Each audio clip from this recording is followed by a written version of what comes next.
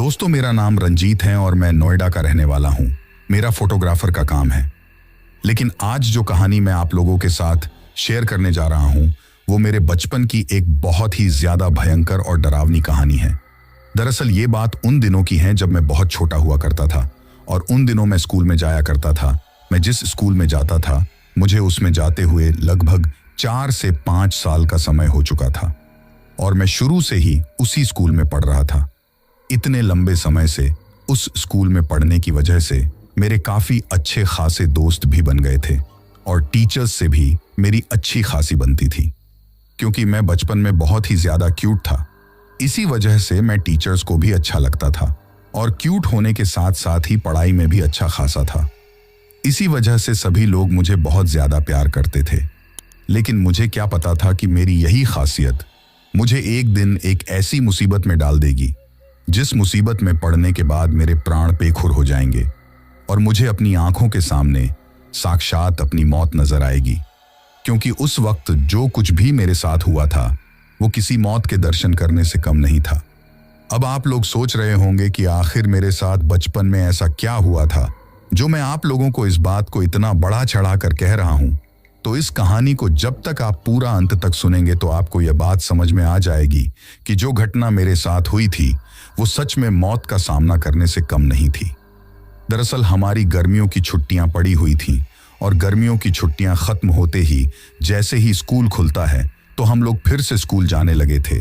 अब उन दिनों मैं 8वीं क्लास में आ गया था और मैं लगातार 8 सालों से उसी स्कूल में पढ़ाई कर रहा था, क्योंकि उस स्कूल में पढ़ाई अच्छी खासी होती थी। इसी वजह से मेरे घर वालों ने मुझे कोई दूसरा स्कूल चेंज नहीं करवाया और मैं भी उस स्कूल में जाने से काफी ज्यादा खुश था, क्योंकि उस स्कूल में काफी लंबे समय से मेरे कई पुराने दोस्त थे जिनके साथ मेरी अच्छी खासी बनती थी और हम लोग काफी ज्यादा मस्ती किया करते थे। लेकिन हम लोगों को इस चीज का बिल्कुल भी अंदाजा नहीं था कि इस बार हमारी यह मस्ती पूरी तरीके से गायब होने वाली है और हम लोगों के साथ कुछ ऐसा होने वाला है जिसके बारे में हमने कभी सपने में भी नहीं सोचा था। वो जो कुछ भी हुआ था वो इतना भयंकर और डरावना था कि उसके होने के बाद मैं कई दिनों तक तो स्कूल में भी नहीं गया था, क्योंकि मेरे साथ उस वक्त हुआ ही कुछ ऐसा था जिसके होने के बाद स्कूल का नाम सुनते ही डर लगने लगता था और मैं तो खास तौर पर थर थर कांपने लगता था, क्योंकि उस डरावनी घटना में जो कुछ भी हुआ था वो सबसे ज्यादा मेरे साथ ही हुआ था। दरअसल जैसे ही स्कूल खुलती है तो अभी हम लोगों को स्कूल में जाते हुए सिर्फ 2-4 दिन ही हुए थे कि तभी हमारी स्कूल में एक नए बच्चे का एडमिशन होता है और वो हमारी क्लास में ही था, यानी कि वो भी 8वीं क्लास में ही था। अब हमारे स्कूल में एडमिशन लेने के बाद वो दूसरे दिन से ही हम लोगों के साथ हमारी क्लास में बैठने लगा था। लेकिन वो हमें शुरू से ही थोड़ा अजीब लगता था, क्योंकि वो दिखने में हम सभी बाकी के बच्चों की तरह नहीं था, बल्कि वो कुछ अजीब सा था। दिखने में उसकी स्किन भी काफी अलग थी। उसको देखकर ऐसा लगता था जैसे ये किसी इंसान का बच्चा है ही नहीं, यानी कि उसका हुलिया तो इंसान के बच्चे की तरह ही था, लेकिन उसकी त्वचा, उसके बाल, उसके दांत और बाकी की और भी बहुत सी चीजें इंसानों की तरह नहीं थी, बल्कि वो दिखने में किसी जानवर की तरह दिखता था और इसी वजह से कोई भी क्लास का बच्चा उसके पास में नहीं बैठता था। जब काफी दिनों तक उसका क्लास में कोई भी दोस्त नहीं बना तो वो बहुत ज्यादा उदास रहने लगा था। इसी वजह से जिस दिन वो स्कूल में नहीं आता था तो टीचर भी हम लोगों को क्लास में बोला करते थे कि तुम उसके पास बैठा करो और उससे बातें किया करो। रूप तो भगवान का दिया हुआ होता है, वो कैसा भी हो सकता है, लेकिन वो बच्चा दिल का बुरा नहीं है, इसीलिए तुम लोगों को उसके साथ थोड़ी बहुत दोस्ती करनी चाहिए। जब टीचर ने हम लोगों से यह बात कही तो मुझे उस बच्चे के ऊपर काफी ज्यादा दया आने लगी थी और मैं शुरू से ही थोड़ा दयालु टाइप का इंसान हूं। बचपन से ही मुझ में ये खासियत है कि किसी को थोड़ा बहुत भी दुख में देखते ही मुझे उसके ऊपर दया आ जाती है और उस वक्त भी मेरे साथ कुछ ऐसा ही हुआ था।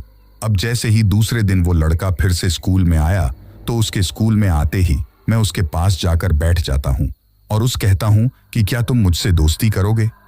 तो मेरे ऐसा कहते ही उसके चेहरे पर एक मुस्कान आ जाती है, लेकिन उस वक्त मुझे उसकी वो मुस्कान भी बहुत ज्यादा डरावनी लग रही थी, क्योंकि उसका चेहरा ही इस तरह का था जिसकी वजह से जब वो हंस भी रहा था तो उसके मुंह से उसके अंदर के दांत दिखाई दे रहे थे और वो उस वक्त मुझे बहुत ज्यादा डरावने लग रहे थे। लेकिन फिर भी मैं उसके पास बैठा रहा। लेकिन आपने वो कहावत तो सुनी ही होगी कि अकेला चना भाड़ नहीं फोड़ सकता।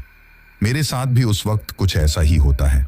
भला मैं एक अकेला बच्चा उसके साथ दोस्ती करके उसके दिमाग को इतना ज्यादा ठीक नहीं कर सकता था जितना था कि बाकी के लोग मिलकर कर सकते थे। पर दूसरे बच्चों ने तो उसका मजाक उड़ाना शुरू कर दिया था। जैसे ही वो क्लास में घुसता था तो उस अलग अलग नाम लेकर चिढ़ाते थे, जिसकी वजह से वो बहुत ज्यादा दुखी होता था। तभी एक दिन अचानक से उसने स्कूल में आना बंद कर दिया था और वो लगभग 10 से 15 दिन तक स्कूल नहीं आया था, जिसकी वजह से मुझे लगा कि शायद क्लास के बच्चे उसका इतना ज्यादा मजाक बनाते थे, इसी वजह से उसने स्कूल में आना बंद कर दिया है। स्कूल के टीचर्स ने भी हमें उसके बारे में कोई जानकारी नहीं दी थी, क्योंकि शायद उनको भी उसके बारे में कुछ भी नहीं पता था। वो लोग इस शहर में नए नए आए थे, इसी वजह से वो कहाँ पर रहते थे और उनका घर कहाँ है, इसके बारे में किसी को कोई भी ज्यादा खास जानकारी नहीं थी। एक दिन मैं मेरे घर से स्कूल आ रहा था और मैं आप लोगों को बता दूं कि मेरा घर स्कूल से ज्यादा दूर नहीं था, इसी वजह से मैं पैदल ही स्कूल आया करता था और लगभग 10 से 15 मिनट की दूरी पैदल चलने के बाद मैं स्कूल पहुंच जाता था। इसी तरह एक दिन जब मैं अपने घर से स्कूल की तरफ आ रहा था तो मुझे एक घुमाव पर दूर से ही वो लड़का खड़ा हुआ दिखाई देता है। जिस जगह पर वो खड़ा हुआ था वो जगह काफी ज्यादा सुनसान थी और उस घुमाव पर ना ही तो कोई दुकान थी और ना ही कुछ और था। उस घुमाव में चारों तरफ लंबे लंबे पेड़ थे और वहां पर ज्यादा कुछ चहल पहल भी नहीं थी। उस जगह पर मुझे वो खड़ा हुआ दिखाई देता है। जब मैं उसको अचानक से इस तरह से वहां पर खड़ा हुआ देखता हूं तो पहले तो मैं सोचता हूं कि अगर ये यहीं पर हैं तो फिर इतने दिनों से स्कूल क्यों नहीं आ रहा और आज अचानक से यहां पर क्यों खड़ा है। अब यही सोचकर मैं उसके पास जाता हूं और जैसे ही मैं उसके पास जाता हूं तो उससे पूछता हूं कि अरे तुम इतने दिनों से स्कूल क्यों नहीं आ रहे हो? मैं काफी दिनों से तुम्हारा इंतजार कर रहा था। मुझे तो लगा कि तुम इस शहर को ही छोड़कर चले गए हो। अब जैसे ही मैंने उससे यह बात कही तो वो अचानक से अपने मुंह से एक ऐसी बात बोलता है जिसको सुनकर एक पल के लिए तो मैं थोड़ा डर गया था। वो मुझसे कहता है कि मैं तो इस शहर को नहीं बल्कि इस दुनिया को ही छोड़कर चला गया हूं, लेकिन अब जिन लोगों ने मेरा मजाक बनाया था मैं उन लोगों को नहीं छोड़ूंगा। जैसे ही उसने मुझसे यह बात कही तो एक पल के लिए तो मैं उसे अजीब सी नजरों से घूरते हुए देखता हूं, पर जब मैं उसे इस तरह से घूरते हुए देखता हूं तो फिर वो अचानक से वहां पर हंसने लगता है और मुझसे कहता है कि अरे मैं तो मजाक कर रहा था। पिछले कुछ दिनों से मेरी माँ की तबीयत ठीक नहीं थी, इसी वजह से मैं स्कूल नहीं आ रहा था। कुछ ही दिनों में मेरी माँ की तबीयत ठीक हो जाएगी, उसके बाद मैं वापस स्कूल आने लगूंगा। जब उसने मुझसे वो बात कही तो मैं उससे कहता हूं कि वो तो ठीक है, पर तुम इस वक्त यहां पर क्या कर रहे हो? तो वो मुझसे एक अजीब सी आवाज में कहता है कि मैं तो तुम ही लोगों का इंतजार कर रहा था। मैं देख रहा था कि इस रास्ते से कौन कौन स्कूल जाता है। उसने जब मुझसे वो बात कही तो मैं उससे कहता हूं कि तुम्हें इस चीज को देखकर क्या करना है कि इस रास्ते से कौन आता है और कौन जाता है। जब मैंने उससे यह बात कही तो वो मुझसे कहता है कि इसका तुम्हें बहुत जल्द पता चल जाएगा कि मैं यहां पर खड़ा रहकर तुम लोगों को आते जाते क्यों देखता हूं, और जब तुम्हें इस चीज का पता चलेगा तो तुम्हें इस चीज का भी एहसास हो जाएगा कि मेरी मजाक बनाने वालों का क्या हाल होता है। उस वक्त मुझे स्कूल जाने में काफी ज्यादा लेट हो रही थी, इसी वजह से मैं उसकी इन सब बातों की तरफ ध्यान नहीं देता हूं। मैं सोचता हूं कि ये तो पहले से ही दिमाग से थोड़ा सटका हुआ है, इसीलिए मुझे इसकी इन बातों पर ज्यादा ध्यान नहीं देना चाहिए और स्कूल की तरफ चलना चाहिए, वरना मैं लेट हो जाऊंगा। इसके बाद मैं वहां से अपने स्कूल की तरफ चला जाता हूं, लेकिन जब मैं वहां से अपने स्कूल की तरफ जा रहा था तो काफी दूर जाने के बाद जब मैंने पीछे मुड़कर देखा तो अब भी वो लड़का वहीं पर खड़ा खड़ा लगातार मेरी तरफ देखे जा रहा था, और जब वो इस तरह से मेरी तरफ देख रहा था तो उसको देखकर मुझे एक पल के लिए तो बहुत ज्यादा अजीब लगता है और मैं सोचता हूं कि कहीं ये पूरी तरीके से दिमाग से पागल तो नहीं है। लेकिन इस चीज के साथ साथ ही मुझे उसके ऊपर काफी ज्यादा दया भी आती है। मैं सोचता हूं कि बेचारे की माँ बीमार है, इसी वजह से इसकी इतने दिनों की पढ़ाई छूट गई है। अगर इसकी माँ बीमार है तो फिर ये घर का काम भी अकेला ही करता होगा। अब यह चीज सोचते सोचते मैं स्कूल में चला जाता हूँ। अब 2-4 दिनों तक तो सब कुछ ठीक रहता है और उन 2-4 दिनों तक भी वो लड़का स्कूल में नहीं आया था। लेकिन एक दिन जब मैं सुबह सुबह अपने घर पर उठता हूँ और स्कूल जाने के लिए तैयार हो रहा होता हूँ, तो बाहर का मौसम देखकर मेरी मम्मी मुझसे कहती हैं कि तुम जल्दी से तैयार होकर स्कूल चले जाओ, क्योंकि आज मौसम बहुत ज्यादा खराब हो रहा है और बारिश कभी भी आ सकती है। इसी वजह से तुम्हें टाइम से पहले ही स्कूल में चले जाना चाहिए। अगर एक बार बारिश शुरू हो गई तो फिर तुम्हारा स्कूल जाना नहीं हो पाएगा। मम्मी की यह बात सुनने के बाद मैं थोड़ा जल्दी तैयार होता हूँ और उस दिन जल्दी ही स्कूल चला जाता हूँ। लेकिन स्कूल पहुंचते पहुंचते भी बारिश की कुछ 2-4 बूंदें मेरे ऊपर गिर ही गई थीं। लेकिन जैसे ही मैं स्कूल के अंदर घुसता हूँ तो तभी से बारिश पूरी तरीके से शुरू हो गई थी और उस दिन पूरे दिन बारिश हो रही थी। अब तय समय पर तो स्कूल की छुट्टी होनी ही थी और होता भी कुछ ऐसा ही है। स्कूल का समय पूरा होते ही स्कूल वाले स्कूल की छुट्टी कर देते हैं। अब जिन बच्चों की बस लगी हुई थी वो तो अपनी अपनी बसों में जाकर बैठ जाते हैं, लेकिन मैं तो शुरू से पैदल ही आता था और पैदल ही जाता था। इसी वजह से मैं वहीं पर खड़ा होकर थोड़ा बारिश के रुकने का इंतजार करने लगता हूँ। जब मैं वहां पर स्कूल में खड़ा हुआ था तो अचानक से वहां पर स्कूल के प्रिंसिपल आते हैं और मुझसे कहते हैं कि अरे क्या हुआ रंजीत, तुम यहाँ पर क्यों खड़े हो। अब प्रिंसिपल को अचानक से मेरे सामने देखकर मैं थोड़ा डर गया था, लेकिन तभी मैं उनसे कहता हूँ कि सर बारिश आ रही है और मुझे पैदल ही घर जाना है, तो मैं यहीं पर रुककर थोड़ी देर बारिश रुकने का इंतजार कर रहा हूँ। जब मैंने उनसे यह बात कही तो वो मेरी तरफ हल्का सा मुस्कुराते हैं और फिर मुझसे कहते हैं कि ठीक है, जब बारिश रुक जाए तब चले जाना, मैं शाम तक स्कूल में ही हूँ। उसके कुछ ही देर बाद बारिश रुक जाती है और मैं स्कूल से अब अपने घर की तरफ निकल चुका था। उस वक्त बारिश पूरी तरीके से तो नहीं रुकी थी। बारिश की कुछ कुछ बूंदें अभी भी गिर रही थीं, लेकिन वो इतनी ज्यादा नहीं थी। मैं आराम से अपने घर जा सकता था। इसी वजह से उस मौसम को देखकर अब मैं स्कूल से निकल गया था। स्कूल से निकलने के बाद अब मैं पैदल ही अपने घर की तरफ जा रहा था। इस बार चलते हुए मैं अपने कदमों को थोड़ा तेज तेज आगे की तरफ बढ़ा रहा था, क्योंकि मुझे बारिश के फिर से आने का डर था। लेकिन मुझे तो इस बात का बिल्कुल भी पता ही नहीं था कि आज डरने की वजह तो कुछ और ही होनी थी, क्योंकि बारिश से भी ज्यादा डरावनी चीज आगे की तरफ मेरा इंतजार कर रही थी। दरअसल जैसे ही मैं उस घुमाव पर पहुंचता हूं तो उसी जगह पर मुझे वो लड़का फिर से खड़ा हुआ दिखाई देता है। जब मैं उसको फिर से वहां पर खड़ा हुआ देखता हूं तो उसे मैं कहता हूं कि अरे तुम आज भी यहीं पर खड़े हो, और वो भी इस बारिश में, तुम तो पूरे के पूरे भीग चुके हो। जब उससे मैंने यह बात कही तो वो मुझसे कहता है कि आज मेरी माँ की तबीयत थोड़ी ज्यादा ही खराब है, इसी वजह से मैं अपनी माँ के लिए दवाइयां लेने आया था। आज घर पर थोड़ा काम भी ज्यादा है, अगर तुम मेरी थोड़ी मदद कर देते तो मेरे लिए बहुत अच्छा होता।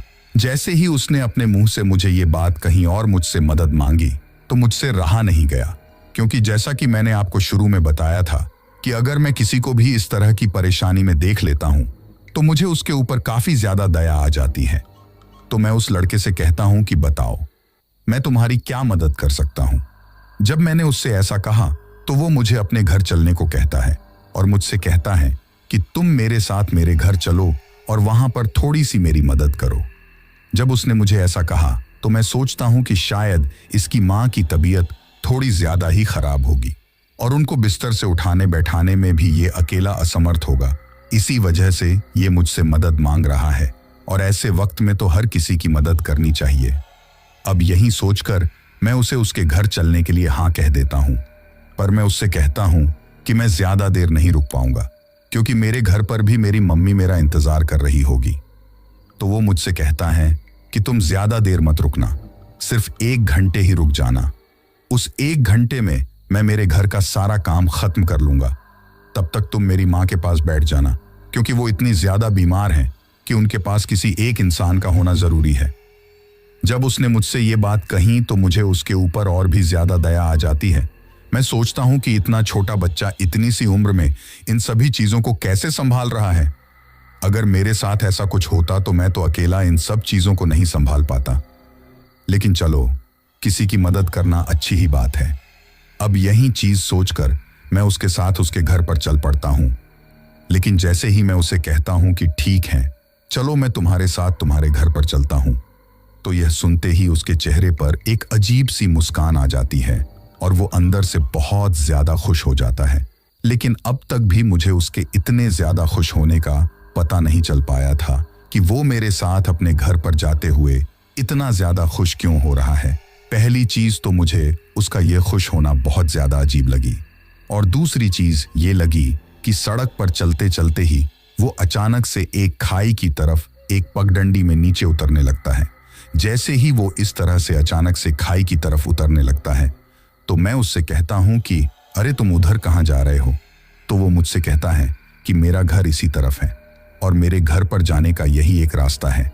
जब उसने मुझे यह बात कही तो मैं सोचता हूं कि कैसे अजीब लोग हैं, इस खाई में यहां पर कौन सा घर होगा। लेकिन फिर भी मैं उसके साथ उसके पीछे पीछे उस खाई में नीचे उतरने लगता हूं।